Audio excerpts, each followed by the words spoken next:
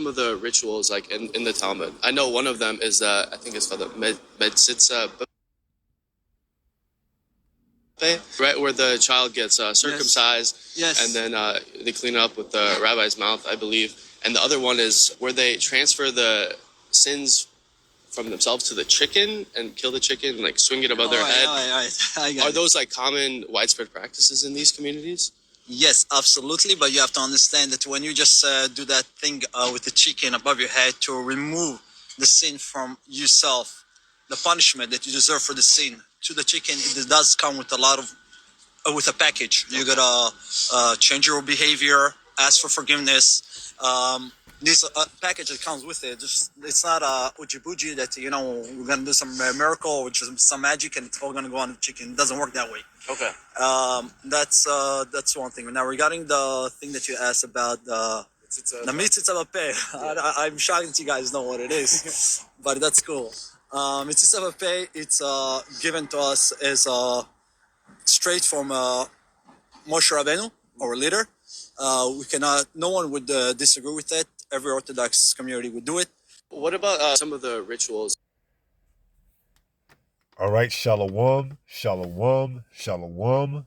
All praises to the Most High, Yahweh, Bahashem, Yahweh Shai, which is to say in the Paleo Hebrew, Yahweh, which is the name of our Heavenly Father, meaning He is, and that is who the world ignorantly calls God, Bahashem, which means in the name, Yahweh Shai, which means He is our salvation, and that is who the world also ignorantly calls Jesus a so-called black man, who, by the way, only came for the Israelites, all right? Now, speaking on the Israelites, these are the imposters, and we saw that they perform a practice called Metzitzah B'Peh, okay? Which is basically a oral extraction of the male baby penis foreskin, okay? Now, I won't click on the images on here because I could have my video, with a pow, So I'm not going to even say that because they are listening, especially regarding this topic. So I'm not going to click on the images because my video could receive a strike. All right? But pertaining to this practice, it says the Metzitzah B'Peh is a direct oral suction, is a controversial ultra-Orthodox Jewish circumcision practice where a mahal uses their mouth to suck this is disgusting, from the womb, historically intended to protect the infant's health. BS. All right? And that's why I won't click the images on here, but they are pretty graphic because they show the rabbi actually performing this, sucking the baby's forehead.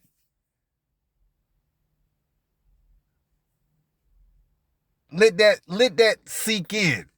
If I was to click images between all and shopping, you would see it. But because I'm not going to do it because I know this would give me a strike, I'm not going to do it. But we're reading it. It says, Metzitzah B'Peh is, in parentheses, direct oral suction is a controversial ultra-Orthodox Jewish circumcision practice where a muhel uses their mouth to suck blood from the wound historically intended to protect the infant's health. And that's BS. See? So even in their attempts to try to keep, the 8-day circumcision, they go off because why? They're not the people of the Bible. All right? They go into that Talmud. All right? Which is what? A man-made doctrine. It says, due to significant risk of transmitting, you see it, herpes simplex virus type 1 HSV, which can cause brain damage or unalive. The practice is strongly opposed by medical organizations, but yet they are allowed to continue to do this practice, all right, and perform it in their so-called synagogues. Because that's what you're going to see. If you click images, you're going to see that rabbi bending over on that baby's genital and sucking it in a synagogue setting, all right? But no one says anything about this. No one brings it up to the light where it's on a national stage, such as these Epstein files. Well, what about this right here? Okay? What about this right here? Sucking the foreskin off of a damn infant, man. And causing them to get HSV1. All right? But nobody brings this up. All right? Where's all the news media and attention to this right here? And you even heard them say they practice it in their communities. See, where's the outcry for this? Because why? They will be exposed to be what? Anything but the people of the Bible. You see? And not too many people know this. Okay? Not too many of your so-called Christians know that these rabbis is practicing this practice till this day. All right? It says, which can cause brain damage or unalive. The practice is strongly opposed by medical organizations, but why hasn't there been any type of outcry or laws against it? All right? That in a nutshell is what you call, what's the word? Pedo activity. And what's the other thing? Trying to think. I don't want to say SA, which is sexual harassment or sexual harassment, but it's something else when you do something with a minor. I can't think of it, but it is what it is, okay? This is an act on an infant, not even a minor, an infant. He's performing oral fellatio, no matter how you get around it. And they're not being brought up on these charges. See? And this is why the Lord is exposing them, man. All right? You got grown-ass men under the banners or guidelines of being a rabbi giving infants what? Fellatio, and their parents are okay with it. Because if you click on images, you're going to see the parents surrounding the rabbi while he gives oral fellatio in front of the parents on their infant. But this is allowed to go on in Babylon the Great. Sickening. Okay? Sickening. It says the practice is strongly opposed by medical organizations, but it's not backed by the law. All right? This should be this should be under not statute of I can't think of the name is escaping me right now. What it is when you have sexual encounters with underage minors. This should be under that. All right? It's talking about strongly opposed by medical organizations. No, it should be opposed. It should be strongly opposed by the law enforcement to arrest their asses, man. See? It says it is legally restricted in some areas, with New York City previously requiring informed consent. So in some areas, they allow them to do this legally. And those areas are here in America, Babylon the Great. This type of stuff right here is disgusting, man. Now, Jake get caught up with an underage girl, 15, 16 years old. He's going to jail for statutory, that's what it is, statutory rape.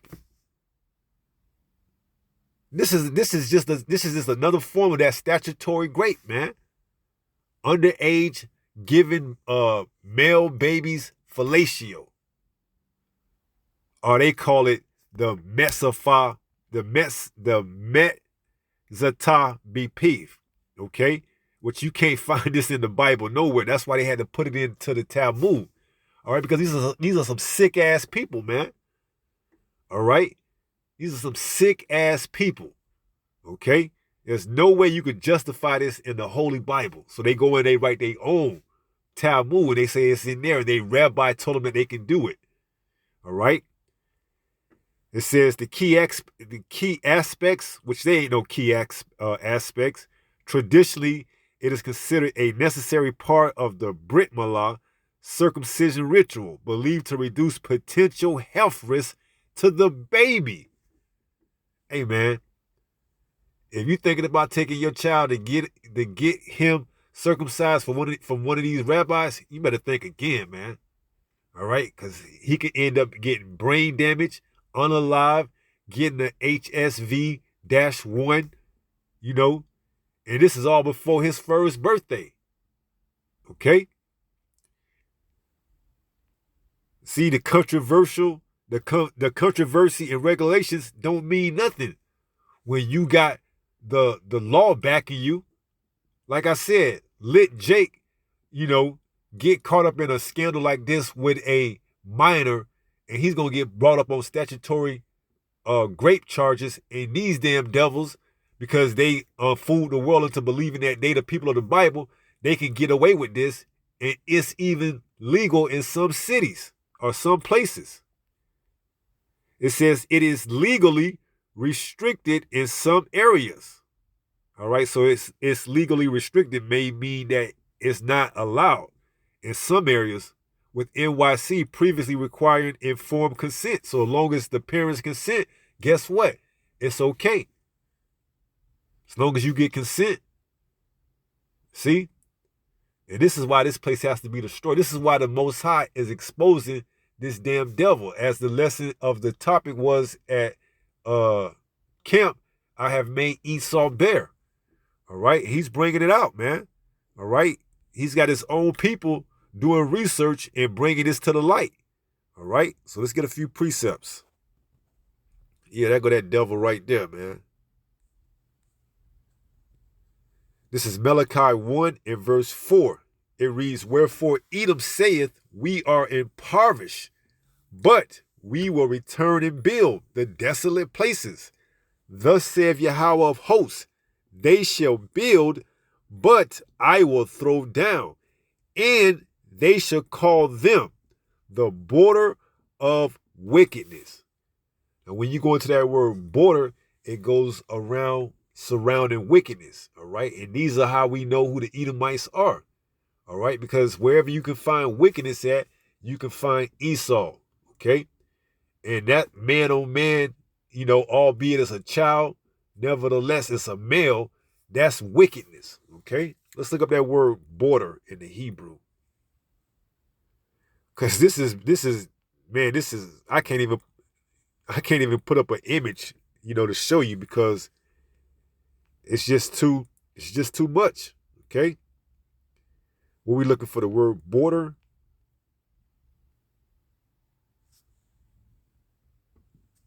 Strong's H 1366. Gevul. So the outline biblical usage, we're going to go down to letter B. It says territory enclosed within boundary. So they are the border that surrounds wickedness. Okay. It's who? Esau Edom, the so-called self-proclaimed white man. He emborders wickedness. All right. And then, he'll never get brought up on these charges. Going back to these elites, you know, that's in these pedophiles. All right. They'll never get brought up because they have this out in the open. They got rabbis doing this. So you can only imagine behind closed doors what they're doing with children. Sacrificing them to Molech. All right. And this place that's supposed to be a God-fearing country is allowing it. Talking about the medical is strongly opposed against it. But yeah, why don't you make it a law that you can't do it? Oh, well, they can do it. It's legal. It's legally restricted. See, they play with words, man, as long as the parents consent to it, man. This is complete madness, okay? They're allowed to get away with this stuff. So let's go back and finish and read that. Malachi 1 and 4. Whereas Edom, who is Esau, the progenitor of the Edomites, we are where Edom saith, whereas Edom saith, we are impoverished, but we will return and build the desolate places. Thus saith Yahweh of hosts, they shall build, but I will throw down, and they shall call them the border of wickedness. They surround wickedness. They are nothing but wickedness, and the Lord is revealing them to be that son of perdition. It says, and they shall call them the border of wickedness, and the people against whom Yahweh have indignation forever. See, this is why he gonna do away with them after that 1,000 years of slavery. All right, pursuing the Obadiah 1 and 18. He's gonna do completely away with these damn devils, man. All right, because their service will no longer be needed. All right. So let's get this in the book of the Apocrypha, which is Ecclesiasticus, also known as Sirach, chapter 14, and verse 5. It reads, he that is evil to himself. So we see the type of acts that they do on their own. It says, to whom will he be good? Right, which is why he's known as what? The border of wickedness. All right. If he's willing to do this to his own, you can only imagine what he's willing to do to you so-called blacks, Latinos, and Native Americans. All right. Especially those that have put their children up in adoption foster programs. All right. You already know what he's doing. Okay. So it says, he that is evil to himself, to whom will he be good? And the answer is no one. He shall not take pleasure in his goods. It says, verse 7, and if he doeth good, he doeth it unwillingly. Meaning what? He doesn't do it on purpose, which is why he can't do any good, because he's the border of wickedness. It says, and at the last he will declare his wickedness. See? And he was proud, man. He's like, yep, this community, we do that here. All right? No shame in our game. Okay? Never mind the fact that, they trying to put evil spirits inside chickens, man. That's madness. They out here sucking their head off of infants, man. How many chickens they gonna have to sacrifice for that? Man, that whole community is completely wicked. See, and they're allowed to breed that type of wickedness because it's Babylon the Great, which goes into what? Babel, which is confusion. All right? And that's all that Talmud is, man. It's not biblical. There's nothing in the Holy Bible that states you can do that. But see, they've made the world believe that they're the people of the Bible. But now it's coming out that they're not. And those that can see and eyes to hear, eyes to see and ears to hear can see that they're not the people of the book, the Holy Bible. All right? And now they're getting brought up to the light. And this needs to be brought up on mainstream, because I can assure you, if it was somebody else doing it, they would have broadcasted it across CBS, across NBC, across CNN, across Fox. But because it's the small hats, they're not doing it. They're keeping it on the hush-hush. All right? But just imagine if this came across your news at 9. Rabbi is caught sucking off infant. Man, you can imagine the outrage that will cause. All right? But see, it don't make the mainstream because why? These are the devils, all right? These are the border of wickedness, the Edomites, okay? And they control every aspect of the media. Social media, mainstream media, you name it. They control it, okay? And it'll never see the light of day, which was why I'm surprised that they was able to actually allow this to, surface on TikTok, all right? Especially under the new ownership, okay? This should have been banned.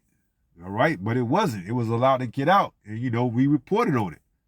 All right, so let's go ahead and close out with 1 Peter chapter 5 and verse 8, which reads what? 1 Peter 5 and 8. Be sober, be vigilant. See? Identifying who the enemy is and knowing what to do is part of being sober and vigilant. Okay? Because the Lord is allowing this devil to be exposed in these last days before he bring that great judgment. 1 Peter 5 and 8 says, be sober, be vigilant. Why? Because your adversary, the devil, who's allowing this individual to do this? All right? Because as stated earlier, if it was Jake doing something like this, his ass would have been locked up. But because it's the Edomites, the small hats, Amalek to be specific, they get away with it. All right? It's looked at as a ritual. All right?